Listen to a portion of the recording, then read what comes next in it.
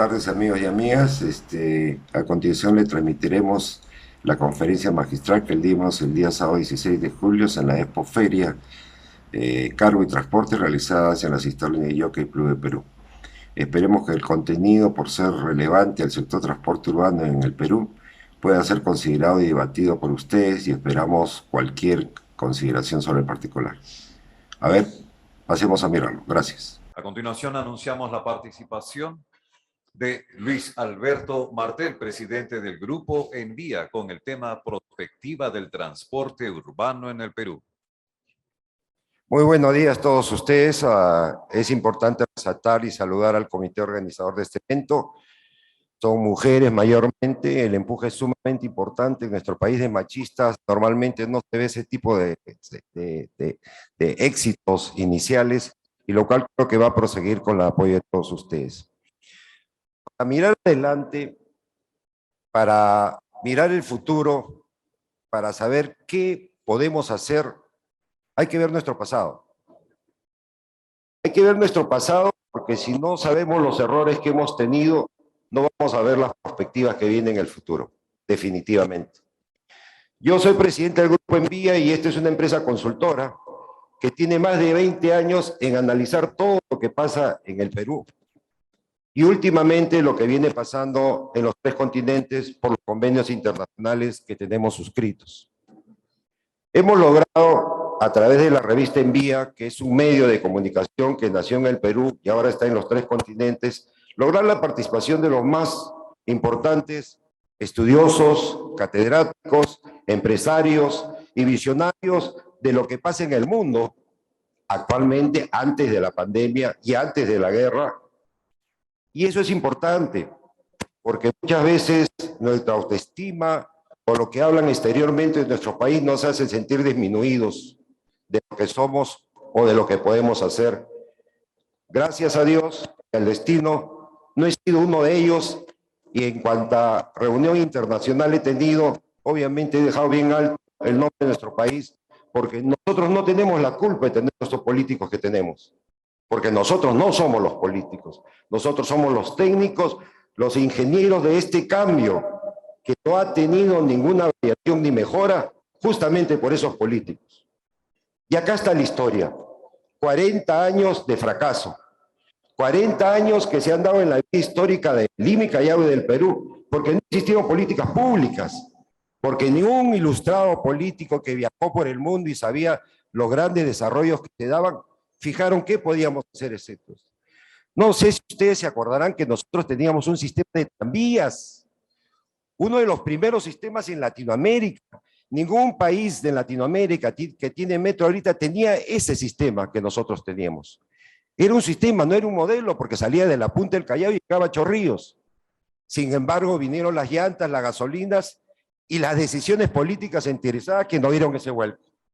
¿Se acuerdan ustedes que teníamos una línea que era en Atro Perú, que eran unos buses acoplados, amarillos, que funcionaban bien y usaban justamente el zanjón para surgir? Había que sacarlos, porque era una entidad paraestatal. Y así comenzamos nuestra historia de intereses particulares y mezquinos mercantilistas que no dejaron que el país y los empresarios y los iniciadores hagan el cambio que necesitamos. No es una crítica a partido A o C, es una autocrítica también, porque probablemente si en la historia hubiéramos sido partícipes de esta necesidad de cambio, estos 40 años no hubieran sucedido y probablemente ahorita, como vinieron hace muchos años los de Curitiba en Brasil para ver los principales corredores que teníamos, dirían, los peruanos no solo parecen, son diferentes.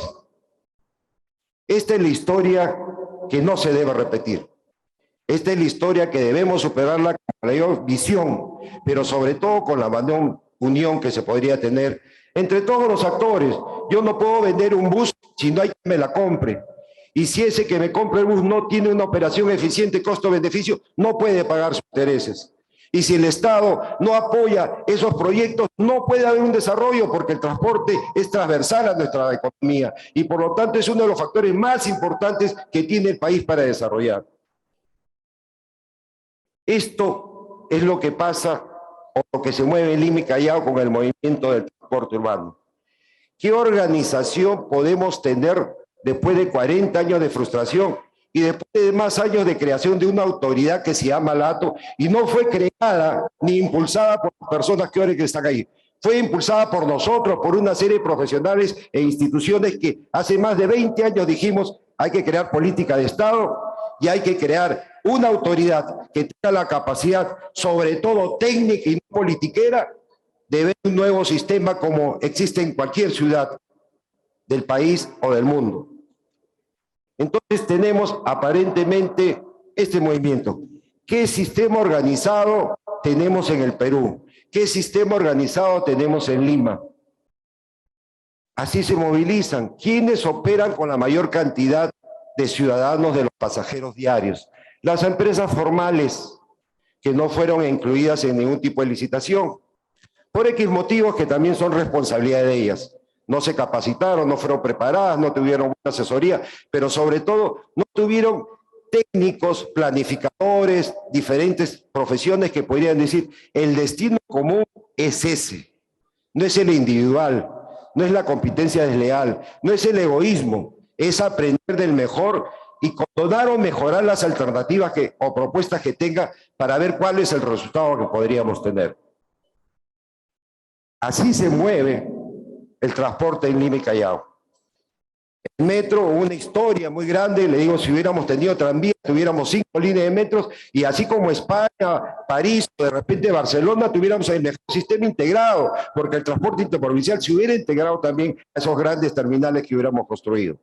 Y el transporte de carga, la cadena logística nacional, que no se ha desarrollado a la fecha tampoco, podríamos ver dónde están los puntos generadores de carga y cómo se van a transportar también ellos.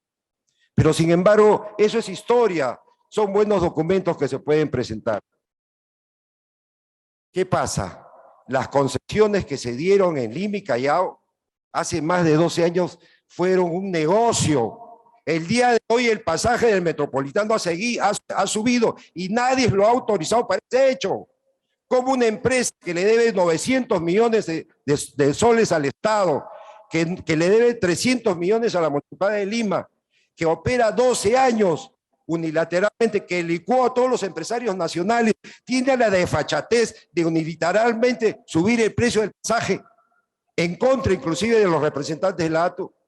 Es que vivimos en un país donde todo el mundo hace lo que quiere, porque no existe el principio de autoridad y no existen las capacidades técnicas necesarias para orientar eso.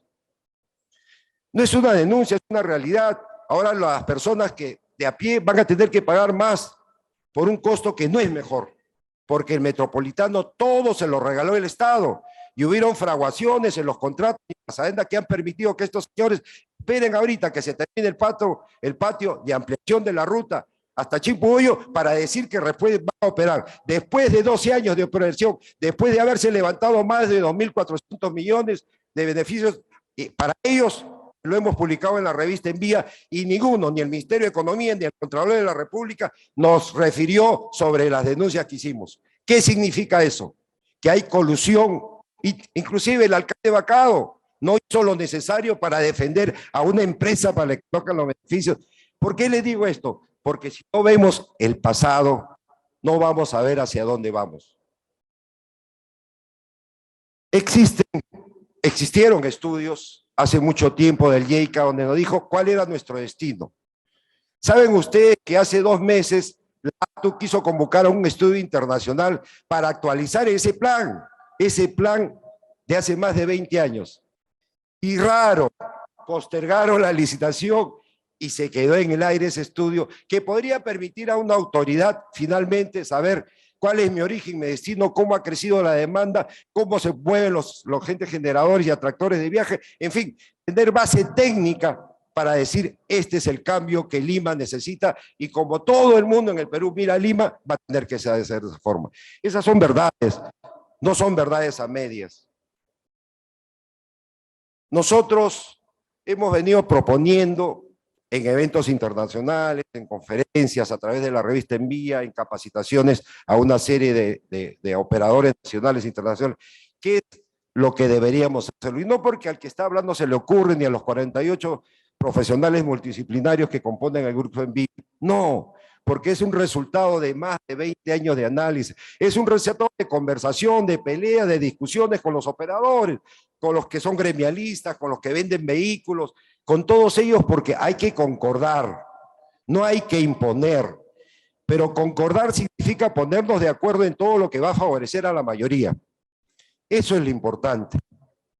Y si concordamos con los generadores de carga, si concordamos con los técnicos que hacen las cadenas logísticas, si concordamos con que tienen vehículos, y lo dije antes, no lo puedes vender si no hay nadie que lo compre, pero sobre todo si nos preocupamos qué servicio le vamos a dar al ciudadano de a pie, y cómo otros países no van a mirarnos como dependientes, como incapaces, como politiqueros o como semiprofesionales, no vamos a tener una perspectiva futura. Nosotros creemos que indistintamente de las presiones mediatas que pueden haber de los grupos de transportistas, de toda calaña y de todo tipo, bien intencionados y no más intencionados, que le ha dicho al gobierno que saque una serie de normas, el gobierno no sabe dónde está parado. Y esas normas no van a contribuir si no se reglamentan adecuadamente, si no se le da un encarrilamiento adecuado a mejorar el sistema actual. Porque la informalidad ya tomó las vías, porque la informalidad ha distorsionado todos los modelos de transporte que venían funcionando. La informalidad está mandando en la circulación y en el tránsito en Lima y Callao y en el Perú. Y muchas de esas leyes van a darle cabida a la informalidad. Y por ende, todos los expositores y los especialistas no vamos a tener un avance cuando la informalidad, que es informal, que no respeta ninguna norma, que no es fiscalizada, que no es controlada, haga lo que quiere porque no existe el principio de autoridad, porque no se merecieron el respeto y porque tampoco hay la capacidad técnica y profesional para que sean respetados. Sin embargo, no crean que he venido a criticar a todo el mundo, le estoy diciendo lo que pasó porque tenemos que ver qué tenemos que hacer. Ese es el modelo que funcionaba, pero me antecedió el ingeniero Pardavé, un poco gordito, pero bien intencionado. Ha creado un modelo sumamente interesante y lo que no han visto, ha visto que este modelo agarra el metropolitano, agarra los corredores complementarios, agarra las rutas alimentadoras y es un premio académico profesional bien elaborado. Tendrá sus defectos, pero es un proyecto que va a agarrar una carretera no nacional. La Panamericana es una carretera latinoamericana. Habría que averiguar si alguna empresa, algún sistema, algún modelo ha trabajado en una vía internacional para ingerir un sistema de transporte urbano. Es un tema bien interesante que, bueno, por la cordialidad que tenemos con el grupo en Cipra, lo hemos elevado al CIMUS, que es el sistema internacional de modelos de 35 ciudades del mundo, y lo están revisando, porque traspasa. Por eso dije antes, no somos mediocres, no somos incapaces, no somos débiles. Aparentemente lo demostramos. Y creemos que el gobierno tiene que intervenir, no porque quieran, porque los fondos los tenemos, pero tiene que intervenir de una manera racional y planificada, porque tenemos que ver cómo hacemos las perspectivas para el futuro. ¿Y cuál es el primer planteamiento que hemos llevado? El gobierno tiene que adquirir buses. Vamos a ver las características, si es híbrido, si no es híbrido, etcétera, lo que tienen que tener. Pero estos buses tienen que ser comprados por el gobierno y distribuidos en función a toda una evaluación técnica, no política partidaria ni amiguera. Tiene que ver qué proyectos son valederos y también cómo se va a dar este proceso. Necesitamos 17.000 buses.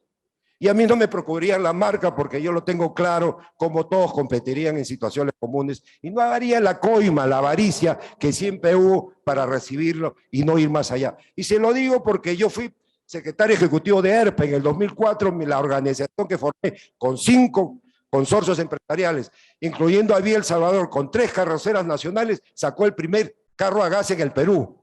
Quien le habla fue el que propuso la salida del primero gas en el Perú, por si acaso, en el 2004. Así que no vengo a vender ni un producto, vengo a contar nuestra historia y a decir por qué nos paramos 40 años y por qué es necesario avanzar un poco más.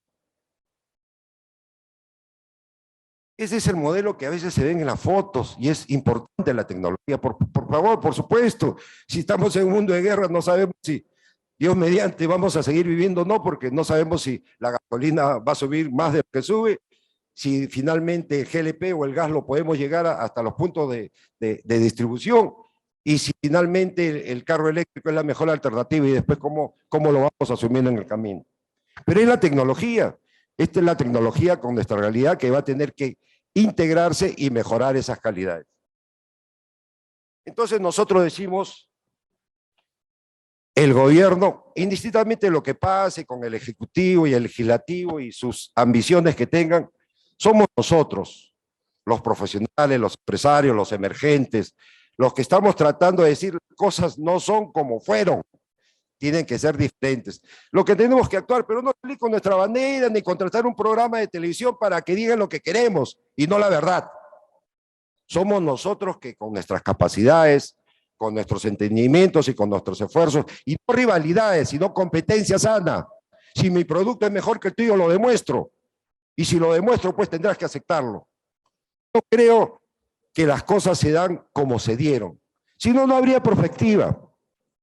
Seguiremos en otros eventos, tomaríamos rico café, y bueno, todo el mundo pues mostrará lo que tiene, pero no habrá quien los adquiera, y menos quien los opere para que finalmente los productos, la tecnología, los avances y la modernidad vaya directamente al usuario. No vamos a llegar a eso. No es individual, es corporativo. No solo son marchas, pero sí la voz presente de que hay alternativas tecnológicas, que hay alternativas científicas, que hay capacidades humanas y recursos necesarios para lograr los éxitos. Los gremios de transporte han logrado sus cosas. Yo no digo que no, pero lo que le han dado es paliativo. No le han dado planificación, no le han dado perspectiva, no le han dado desarrollo, no han encaminado su futuro. Y sabremos si se cumplen o no los ofrecimientos. Pero eso ya pasó, esos rollos eran de Chaplin. Ya no. Ahora vemos las películas en el celular y transmitimos en tiempo real. Los tiempos han cambiado y nosotros, todos, el expositor simplemente es un transmisor de análisis, de proyectos, de alternativas, de experiencias. No soy un guía, pero soy un buen peruano. Y el que pueda decirme que en mi vida tuve algún problema con la ley, con la justicia o con la vecindad, que lo diga y lo enfrento públicamente. Soy un buen peruano y me valoro y mi autoestima está presente. Y me permito, cuando salgo y cuando converso con cualquier parte de mí, los peruanos somos así, somos diferentes. No son quienes nos representan porque no nos representan. Somos nosotros que hemos sido pasivos y ahora vamos a ser activos, proactivos, pero bajo otro escenario. No se trata de generar más odio y más envidia. Se trata de plantear alternativas como el Citra, que es una buena alternativa, que no lo quieren ver, pero lo estamos apoyando indistintamente, porque tiene que valerse y velarse de lo que pasa. Y también con algunos esfuerzos que han hecho algunos dirigentes que ya tienen una experiencia más o menos adecuada y sí tienen esa visión, aunque sea por un túnel, pero tienen la visión que la luz atrás.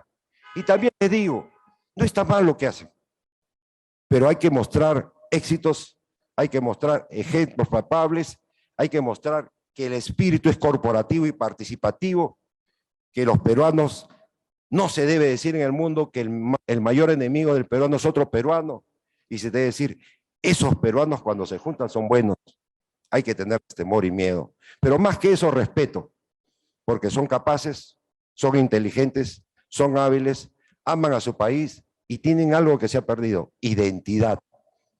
No significa patrioterismo o ponerse un color.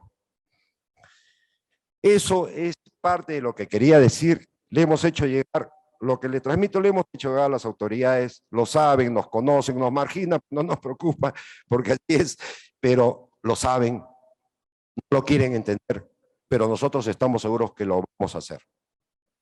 Este evento que ha sido, me parece sumamente importante, es el primer evento por esta organización, va a dar un hito, porque lo hacen las mujeres, comenzaron a conectarse, lo hicieron horizontal, dejaron una buena participación, y yo lo veo desde mi punto de vista que no ha sido un evento mercantil. En su primera versión, es un evento sumamente importante, ellas y nosotros también. Seremos parte de esa historia. Cuando lleguemos el otro año a este evento similar, espero que muchos personajes que ven acá y que verdaderamente respeto y a algunos admiro, digan, en un año hicimos lo que no se hizo en 20. solo nos falta 20 más para llegar a esa meta. Y seguramente que tendremos metodología, seguramente que habremos mejorado nuestra estima y seguramente con nuestros hechos individuales que van a ser colectivos, podemos decir, no solo el 28 de julio vive el Perú. Nosotros somos peruanos y no nos ponemos la camiseta para marketearla.